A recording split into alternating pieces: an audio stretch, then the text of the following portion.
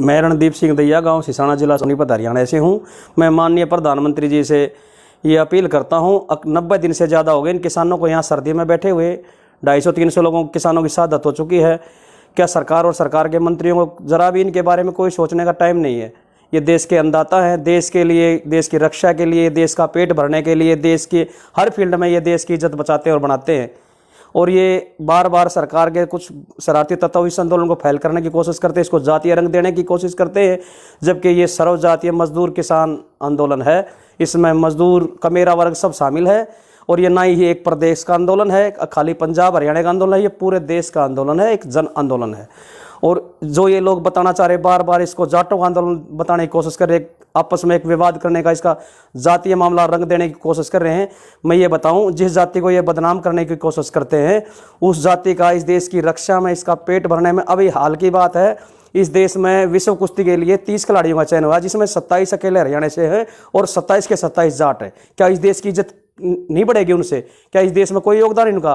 किसान भी इन्हीं से है, सेना जवान भी इन्हीं से है, देश की रक्षा भी ये करते हैं। और ये तो ऐसी अच्छे दिल की कौम है जिसने एक परिचय दिया है। हमारे महाराजा रणजीत सिंह जो होया करते, उन्होंने बहुत लंबा चौड़ा इलाका उनका, चाइना से लेकर तिब्बत से लेकर अफगानिस्तान तक हिंदुस्तान में उनका राज हुआ करता। उन्होंने कभी कोई लड़ाई लड़ी, हारने वाले को कभी ना जेल में डाला, ना कभी उसको मौत के घाट उतारा। इतने दयालु हैं ये। उन्होंने उसको वहां जागीर दी और उनका बजर गुसर करने के लिए छोड़ दिया। दूसरी तरफ इस देश की रक्षा में महाराजा सूरजमल अकेले योद्धा हैं जिन्होंने 13 बार अंग्रेजों को हराया है।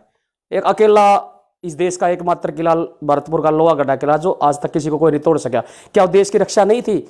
इस देश की रक्षा में इनका इतना बड़ा सहयोग है, इतना बड़ा योगदान है। हमारे सभी गुरुओं ने इस हिंदू धर्म की रक्षा के लिए, तिलक और जनेऊ की रक्षा के लिए अपने प्राण न्यौछावर कर दिए। इसी मिसाल का एक भाईचारे की मिसाल हमारे पास है। जैसे गुरु तेग बहादुर जी के पास कश्मीर से कुछ हमारे आए बुजुर्ग, वही औरंगजेब के अत्याचारों से त्रस्त हो गए, दिल्ली पहुंचे।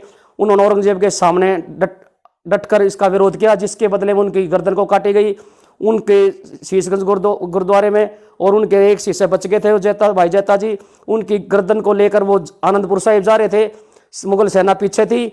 तो वहाँ हमारे गढ़ी गांव है दैया का, भाई हमारे बुजुर्ग कुशाल सिंह दैया ने उनको गांव इकट्ठा हो गया। सेना से गांव छोटा था, मुकाबला नहीं कर सके था। उन्होंने बताया भाई मैं 1-2 साल का मेहमान हूँ, गुरु जी की जान बहुत कीमती है, इन्होंने धर्म की रक्षा के लिए बहुत बलिदान दिए हैं, मेरा सिर काट दो और उनको दे दो, गुरु जी का शीश बचाकर आनंदपुर साहिब पहुंचा दो।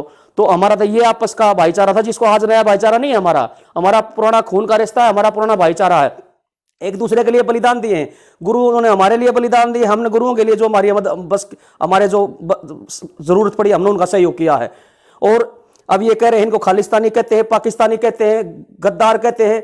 वो आदमी जो इस देश के गद्दार हैं, जिन्हें न देश की कोई सोच है ना कोई चिंता है। इस देश की आजादी में जो संयुक्त पंजाब, आज पाकिस्तान में भी कुछ हिस्सा है, जिसमें हरियाणा हिमाचल का भी कुछ, हरियाणा और हिमाचल भी आते हैं, उस देश की आजादी की लड़ाई में इस कौम ने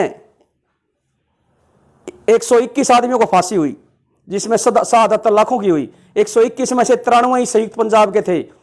उसमें 2626 आदमियों को आजीवन कारावास हुआ, जिसमें से 2147 इसी संयुक्त पंजाब से थे। और आज ये खालिस्तानी पाकिस्तानी है। बड़े शर्म की बात है जो ये सरकार और सरकार के नुमाइंदे इनके साथ ये व्यवहार कर रहे हैं।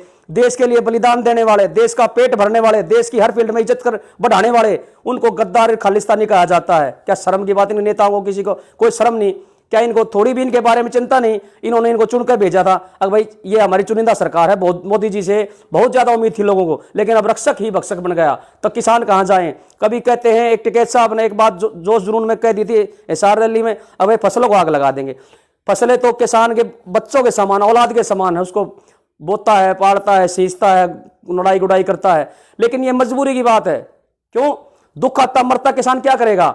उनको एक चौधरी छोटू राम का वाक्य नजर आ गया। रहबर आजम सर छोटू राम जी ने अंग्रेजों के वक्त में एक बात कही थी, जब अंग्रेज आधे दाम पर हमारा अनाज खरीद रहे थे, तो उन्होंने कहा था भाई इनको देने से तो अच्छा इसमें आग लगा दो।